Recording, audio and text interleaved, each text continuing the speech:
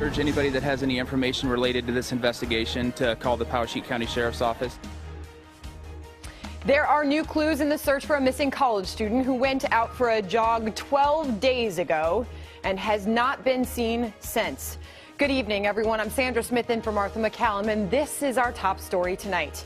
We've just learned that the Iowa Department of Public Safety will hold a news conference tomorrow afternoon to provide an update on the case of Molly Tibbetts. The 20-year-old college student was last seen July 18th. Investigators initially said she went for a jog and never returned to her boyfriend's house where she was dog sitting. But there is new evidence tonight that suggests the University of Iowa student was on her computer late that night and may have actually returned to that house after the jog. Now, friends and family members are making a desperate plea for anyone with information to come forward. We can get Molly back. We just have to have somebody call. In moments, we talk exclusively to that man, Molly's father, Robert Tibbetts. But first, we begin with Fox's Matt Finn in Chicago with the latest developments. Matt? Sandra, good evening. Well, since Molly Tibbetts went missing on July 18th, there have been intense searches for her in barns, in sheds, in cornfields, investigating the possibility that she went missing while out on that jog. But now a family member says it's possible Molly Tibbetts made it back to her boyfriend's house the day that she went missing.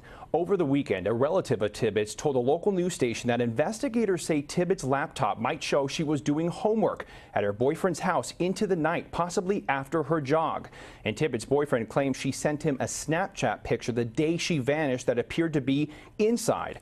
As of tonight, police have not publicly named any suspects and are being very tight-lipped about many details, saying releasing too much information will compromise their investigation. Police won't comment on whether there were any signs of forced entry at Molly's boyfriend's home where she was staying, or if investigators have obtained any information from Molly's Fitbit, which could reveal her exact GPS location and heart rate the day she went missing.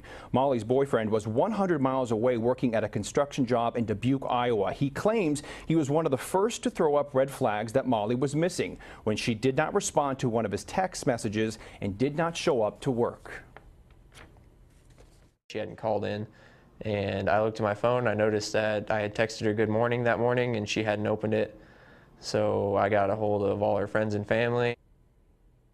Police tell Fox News they've pieced together a timeline of the day that Molly went missing. They're confident with that timeline, but have not released it to the public. Molly's family and friends have helped police comb the area and are pleading for any tips or information. She is about to start her sophomore year at the University of Iowa. She is probably about 5'2", brown hair, brown eyes, beautiful smile. We want our Molly back.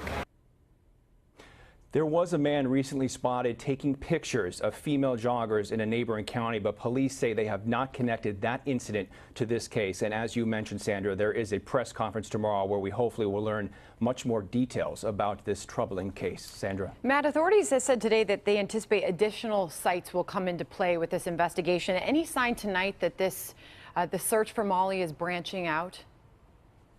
So far, it looks like the scope has been limited to this immediate area, the county where she went missing, Sandra. And police that I spoke to today have not mentioned any more information about this house that when she went missing, but perhaps we will learn more about, signs of forced entry or any type of, DNA or clues left behind at the boyfriend's house. Still a lot of unknown details here. Matt Finn following that story for us. Meanwhile, this exclusive tonight, Molly's dad, Rob Tibbetts. Rob, our thoughts and prayers are with your family and with your daughter as this search continues. Any new developments you can share with us tonight? No, nothing new to share.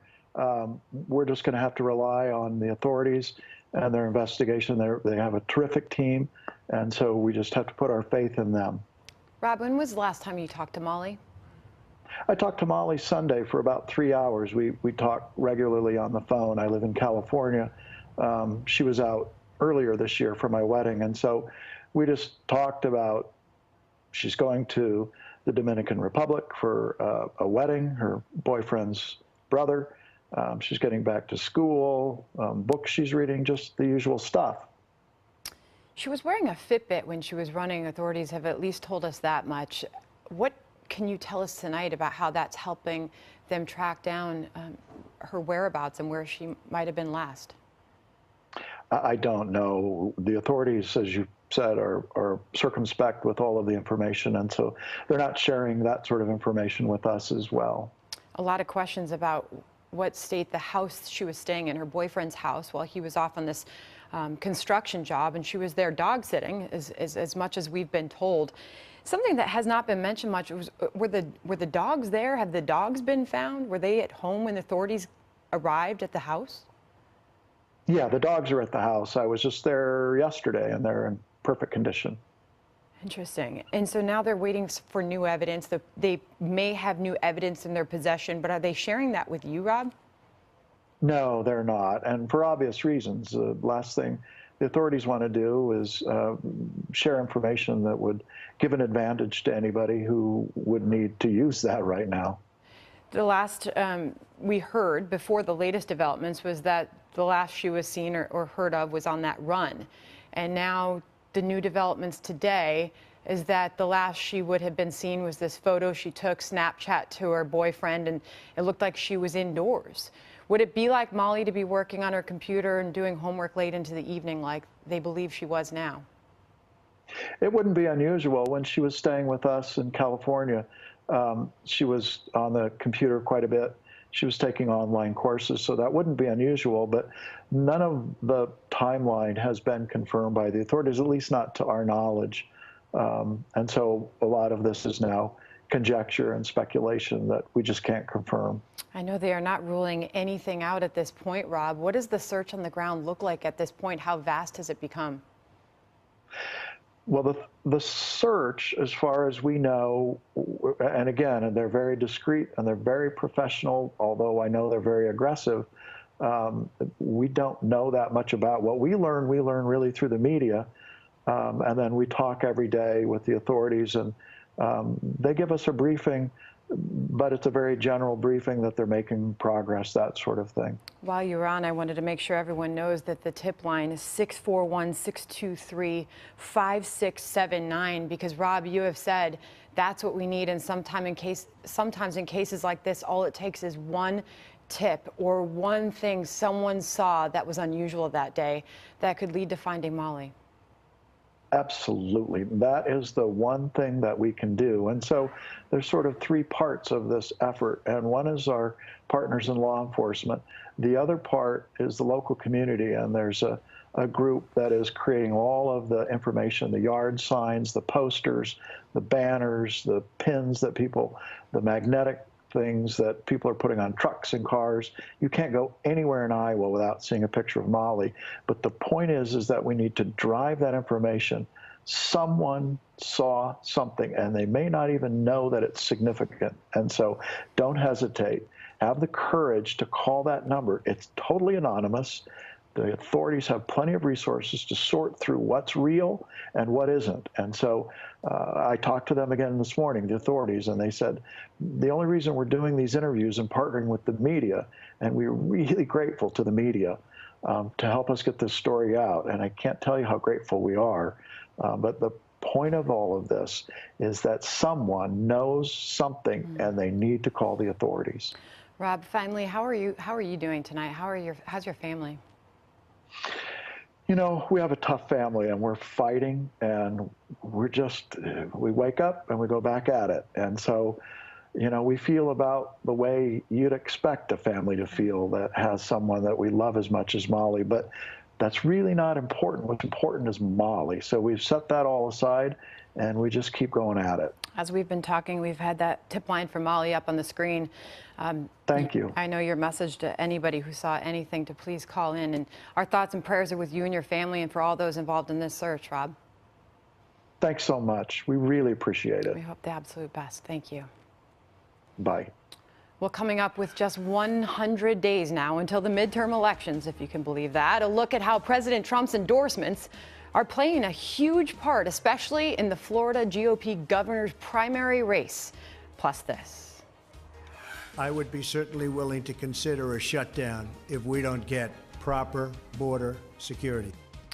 The president doubling down and betting Congress will deliver on the hot button issue before November. But will it backfire? And just ahead, it looks like Mr. Trump will not sit down with special counsel Robert Mueller, at least for now. Andrew McCarthy, a former assistant U.S. attorney, is coming up on the legal strategy.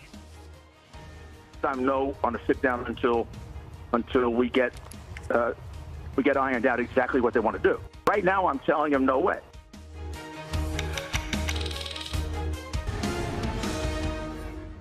We are just 100 days and counting now until the midterm elections, and despite dire predictions from critics, candidates running on President Trump's platform are reaping the benefits. Just look at the GOP primary race for governor in Florida.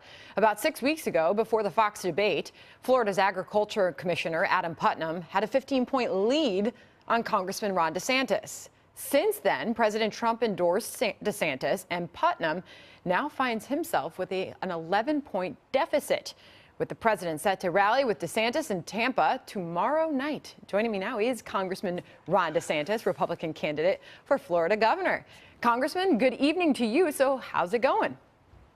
Oh, we're doing really well, Sandra. I think that, that week where we did get the Trump tweet, then we had our Fox News debate. Then, of course, I started finally advertising was really, I think, the inflection point in the race. We've done really well since that point. And obviously, with the president coming down tomorrow, he's going to fill out an arena that has, I don't know how many thousands of people. That's going to be a big, big deal. And I think that'll further our momentum and lead us to victory. So what does all this say about the way President Trump and the influence he is going to have, as we mentioned, less than 100 days out now till midterms? What impact is he having on your party in these races? Well, I think it's a big impact because he's brought new people to the Republican Party. And so you have some of the old guard who've kind of been around the block. He then energized new folks. And so I think those are the people we need to come out to support Republican candidates up and down the ballot. And he's really the catalyst for getting them to turn out. Obviously, in Florida, he's had a very strong following from the beginning. He had a record-setting performance in his primary down here, obviously won Florida for the Electoral College. And he has had good ratings in Florida, for most of his presidency, including now. So I think he really brings a lot to the table in terms of driving those core Trump supporters out to the polls. Pam Bondi, Florida Attorney General, she's going to bat for your opponent, Adam Putnam. She went to bat for Donald Trump. Here's a new ad where she's doing just that. Watch. I fought hard to elect President Trump, and I'm supporting Adam Putnam for governor. Adam will stand with President Trump to get tough on illegal immigration, ban sanctuary cities, and deport criminal illegal aliens. That's why Florida law enforcement is standing with him. Why is she not going to bat for you? Well, look, I think she's has been a friend of mine. She's done a good job. But, I mean, obviously, Donald Trump has made his choice. And so if I had the choice between those two endorsements, I would choose the president any day of the week and twice on Sunday. I also just disagree with the substance of the ad. I mean, the fact of the matter is Putnam has supported things like the Gang of Eight amnesty that Schumer and Obama pushed.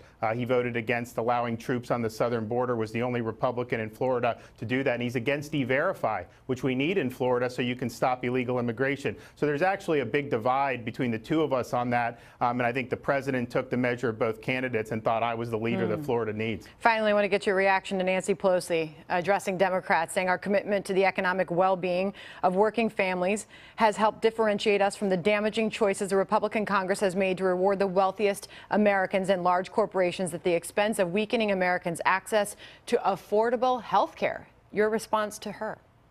Well, the economy is doing very well, much better than when she was Speaker of the House. I think we need to keep that momentum going. If she has her way, though, Americans will be paying higher federal taxes. Obviously, she would increase bureaucracy and red tape, which would slow down the economy. So I think we should build off the success we've had rather than turn over the reins to Pelosi. She had her chance, and the American people rejected her program. It ain't going to be better the second time around.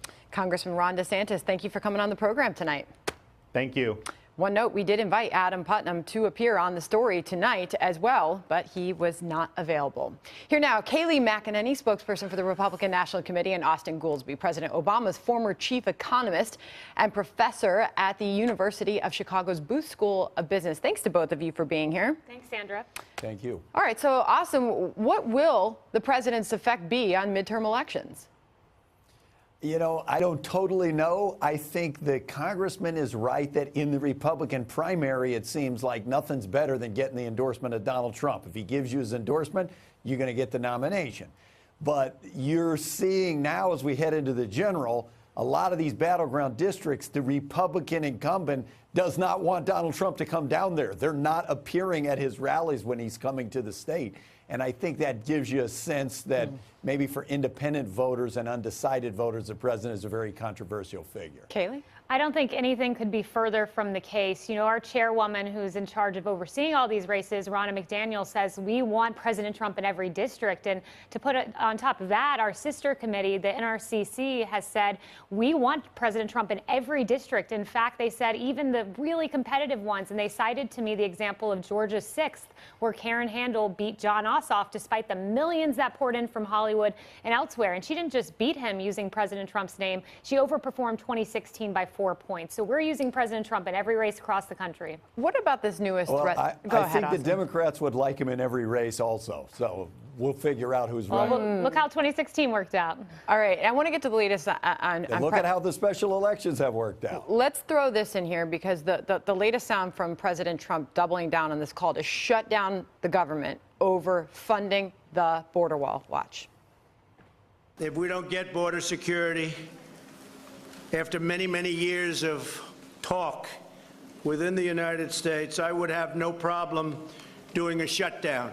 It's time we had proper border security. We're the laughing stock of the world. We have the worst immigration laws anywhere in the world. Austin, President making his message very clear there. Yeah, you know, he's a little over the top in his rhetoric. The thing is, Mexico was supposed to pay for the wall. Now the president wants the American taxpayers to pay for the wall.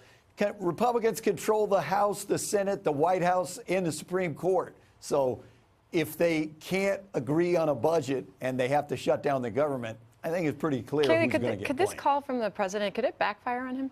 I don't think so. I think the people who it will backfire on are the Democrats. We all recall the Schumer shutdown. They thought it was such a fantastic idea to shut down the federal government for DACA recipients. It failed. It was the first shutdown that Democrats got blamed for, at least in the last few decades. So Democrats are quivering when they hear the word shutdown. They lost the last one, and the American people want a border wall. Harvard-Harris poll says 60% want a barrier on the southern border.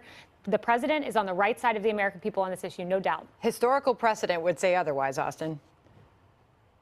Historical precedent would say otherwise to what? That the president would likely get blamed for a shutdown if he's calling for one, in fact, doubling down on the call to do so. Yeah, I think the history, it's true that the Democrats didn't come out that well from the last fight over that, but all the previous ones, and I kind of think the precedent is if you call for a shutdown and you threaten a shutdown and then there's a shutdown, people say that's the person who wanted the shutdown. So we've never had a shutdown when the president was of the same party and controlled both houses of Congress. It doesn't make sense. But this president has the keenest political instincts of any president in modern time. He knows what he's doing. He's pulling Democrats to the table. He will win at the end of this. Well, I will finish with this from the president on this. He tweeted out, "We must have border security, get rid of chain lottery, catch and release sanctuary cities, go to merit-based immigration, protect ICE and law enforcement, and of course keep building, but much faster, the wall." Austin, Kaylee, great to have both of you on the program tonight. Thank you for being here. Thank you. Still ahead, the explosive details of alleged sexual misconduct by CBS CEO Les Moonves. Will the network stand by him and let him keep his job?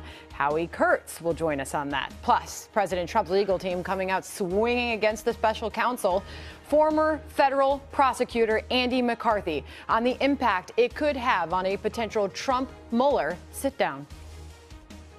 I've been sitting here looking in the federal code trying to find collusion as a crime. It's not. Collusion is not a crime.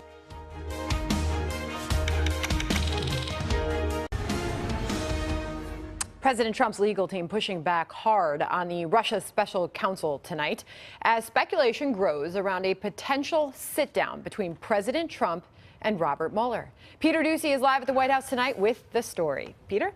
Sandra, apparently the special counsel's office is leaving the president's lawyers hanging because Rudy Giuliani said today that the Trump team reached out to Mueller's guys 10 days ago about possibly participating in an interview where there could be questions about alleged collusion, but not about alleged obstruction of justice. And Mayor Giuliani says nobody from Mueller's team of investigators ever got back to him. So he's now cooled on the idea of subjecting the commander-in-chief to a legally perilous sit-down.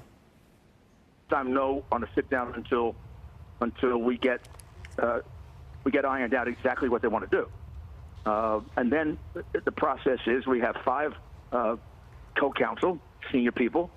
We'll advise the president. He decides, and he's always leaned in favor of doing it. That's because the president argued this weekend on Twitter, quote, "There is no collusion. The Robert Mueller rigged witch hunt, headed now by 17, increased from 13, including an Obama White House lawyer, angry Democrats, was started by a fraudulent dossier paid for by crooked Hillary and the DNC. Therefore, the witch hunt is an illegal scam." So even though the president said earlier this month he would love to do an interview with the special counsel's office in this investigation, and he could still change his mind at some point in the future, our colleague John Roberts reports that soon there might be an official announcement that the president will not do an interview with Mueller's team to talk about alleged collusion, even though Giuliani reiterated today in one of a series of interviews that he does not believe collusion is a crime.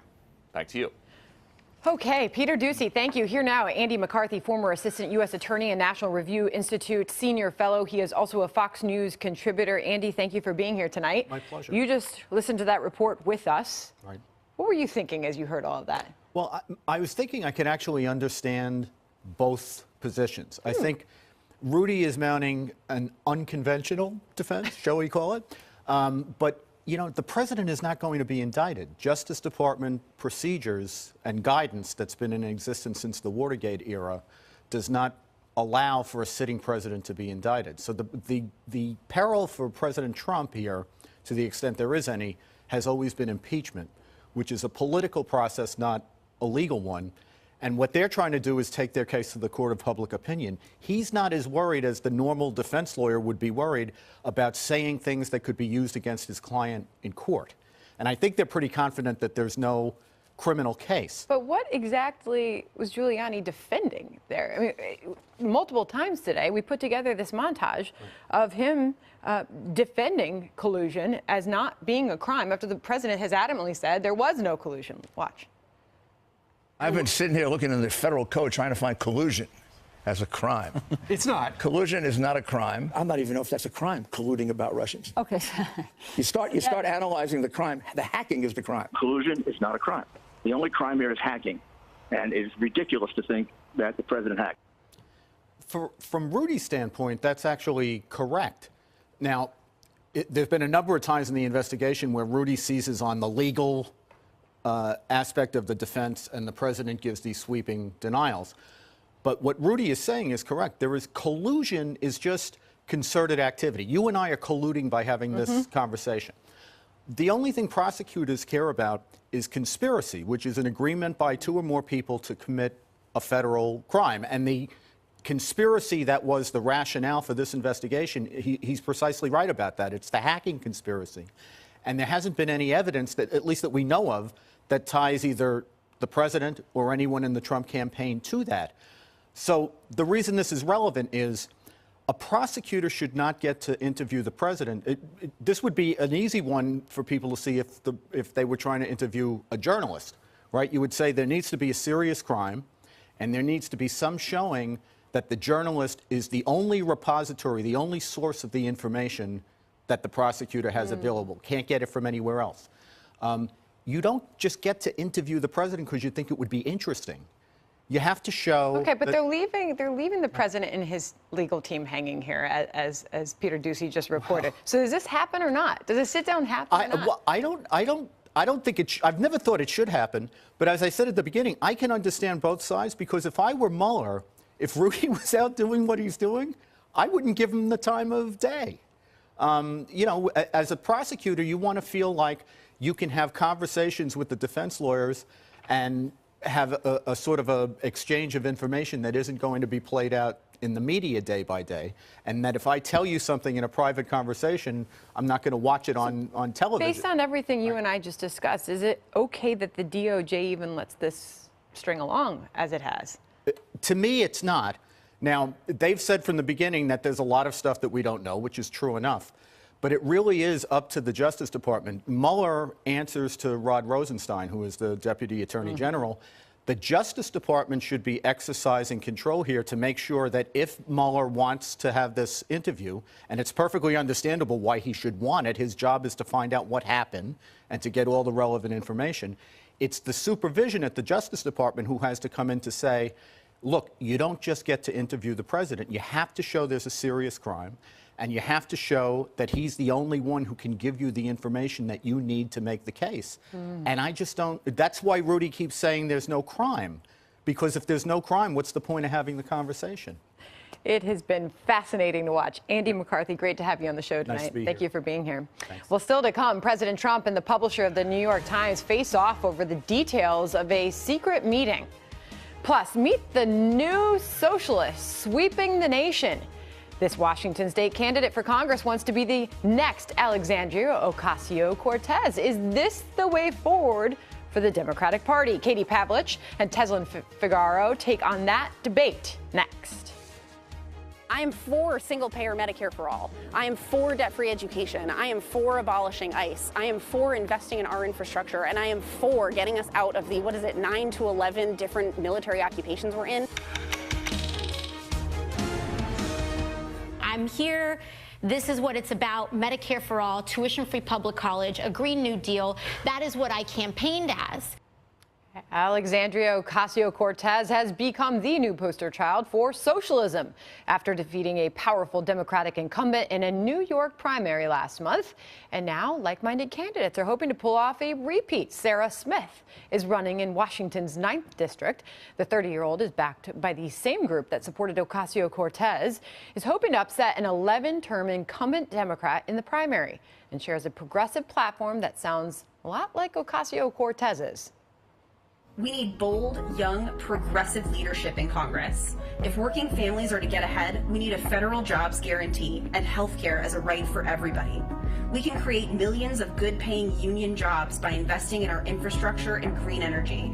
And to make sure people have the skills they need, we must make public colleges and trade schools tuition-free. Here now, Katie Pavlich, news editor at townhall.com and a Fox News contributor. Teslin Figaro is a former Bernie Sanders national staffer and CEO of Teslin Figaro. Sorry, I got it right that time. Communications group. Good to have both of you here tonight. Hi, Sandra. Katie, you don't have any thoughts on this, do you? I saw you tweeting away, but socialism, it appears to be sweeping the nation. Who is this latest rising star for the Democrats? Sarah Smith. Well, I'm not sure it's sweeping the nation, but I would say it's sweeping the left flank of the Democratic Party. And it's interesting that Bernie Sanders has had more of an impact in getting women to run for office on that far left side of the aisle than Hillary Clinton did. But when it comes to this young woman and what she wants to offer her district in the country, we have to look at the math here. And she's talking about free Medicare for all, free health care, free tuition for anybody who wants to go to a trade school or a public university. And that all sounds really great. But if you go to an economics class at college, you'll learn that there's no such thing as a free lunch. Sandra, I know that. You know that with your economics background. And the fact is that even if we passed a Medicare for all plan, it would cost $3.2 trillion per year if everything went running smoothly. And the federal government right now takes in about $3.4 or $3.7 trillion per year, and it would completely eat up every single taxpayer dollar we have in this country, including if you're going to confiscate even more of the wealth that is earned through success in this country. Katie, which is why I was so interested to hear how Ocasio-Cortez would answer the question, how do you pay for free health care for all? Here is how she responded. If people pay their fair share. For example, as Warren Buffett likes to say, if he paid as much as his secretary paid, 15%, if he paid a 15% tax rate, if corporations paid, if we reversed the tax bill but raised our corporate tax rate to 28%, which is not even as high as it was before. Right. If we do those two things and also close some of those loopholes, that's $2 trillion right there. That's $2 trillion in 10 years. Teslin, it's that easy.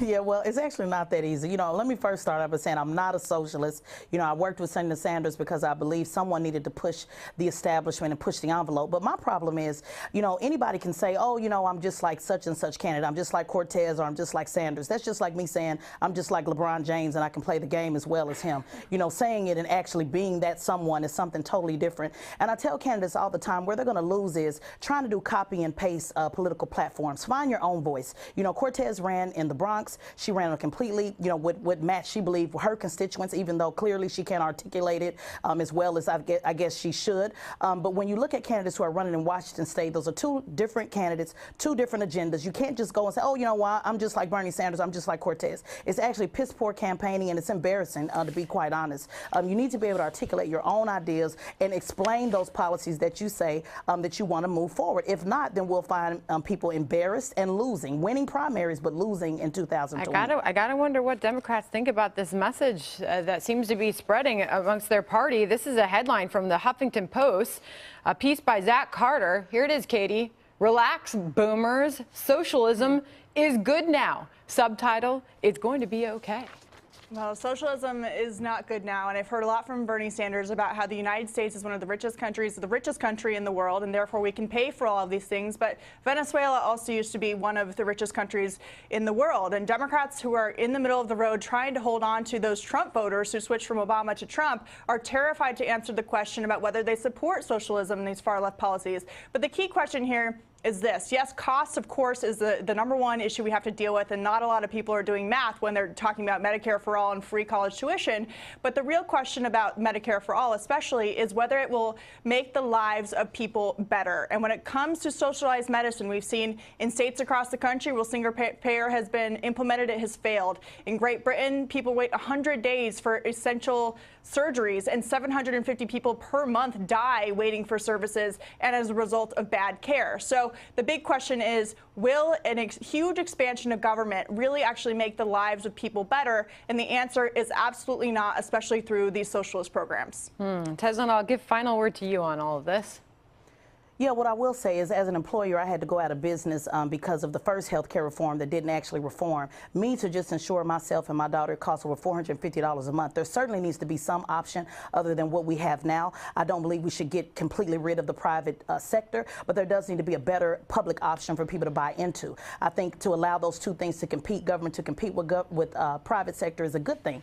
Being able to say that it should be totally government dependent may not be the way to go. But if that is something that Senator Sanders wants to do, our people who are far left, that's something they need to do the math on and be able to explain, because we all know that the majority of Americans, even Republicans and Democrats, they do sit in the center, and we can't assume that just because someone's a Bernie supporter that they're a socialist, because I worked for the man and I am not. But I do believe that there should be some type of option that can provide better health care for both me and my child and many others like me. It'll be interesting to see what Democrats decide as the path forward for them on all of this. Katie Teslin, good to see you on a Monday night. Thank you. Thanks, Sandra. Well, a quick programming note. Sarah Smith, the Washington State congressional candidate running on the socialist platform, will be right here on The Story on Wednesday night.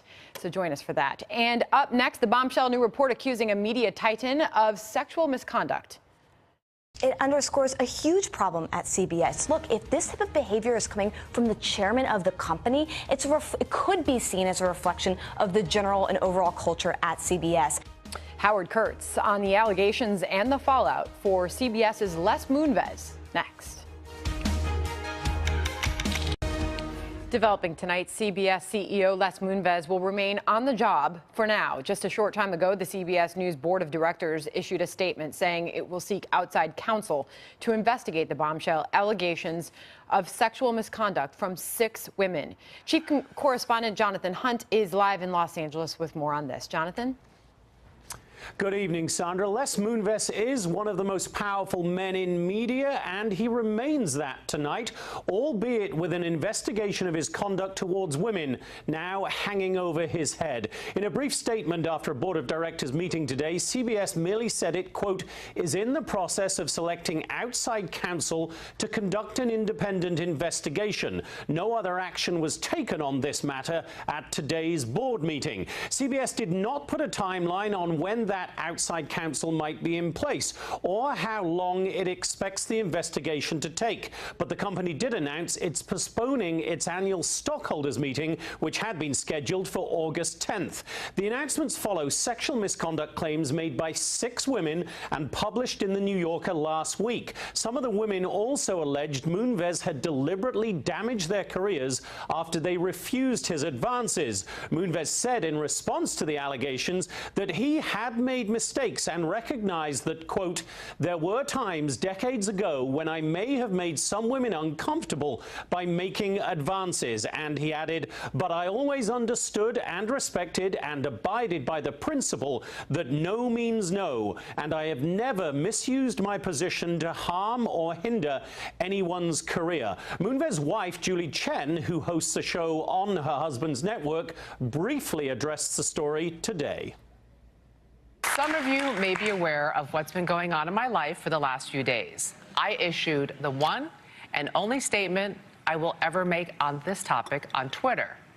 And I will stand by that statement today, tomorrow, forever.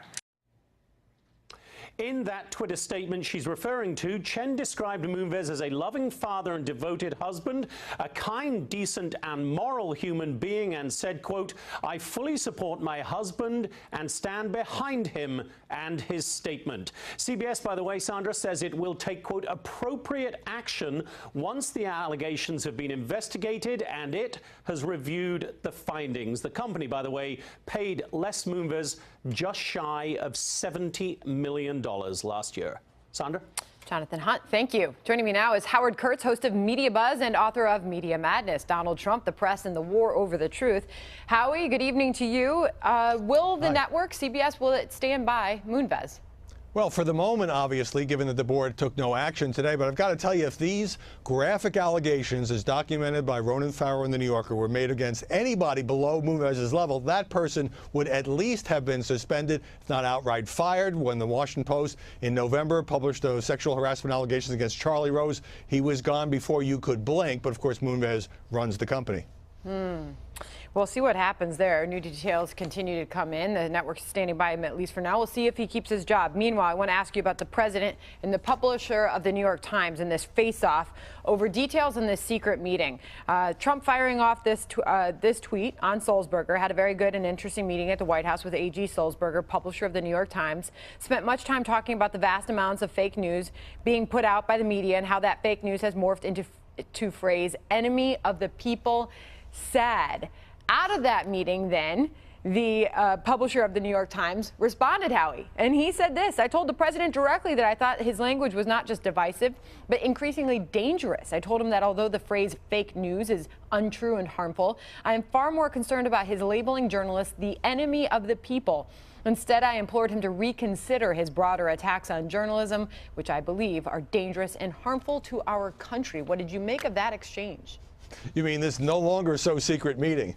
Well, look, when the president sort of tossed aside the off-the-record nature of the meeting by tweeting what he did, he kind of opened the door for A.G. Sulzberger, who's a 37-year-old rookie publisher at the Times, to challenge him. And now you have each side accusing the other essentially of risking people's lives, because you have Sulzberger saying enemy of the American people, fake news is increasing risk to journalists around the world. And you have the president coming back with a tweet storm in which he calls some journalists unpatriotic, which is akin to enemy of the people, for revealing the inner workings of government, kind of suggesting that national security secrets are being published unfairly. So what was intended, I think, as a session to sit down and kind of clear the air, let both sides vent, has, if anything, poisoned the atmosphere even more.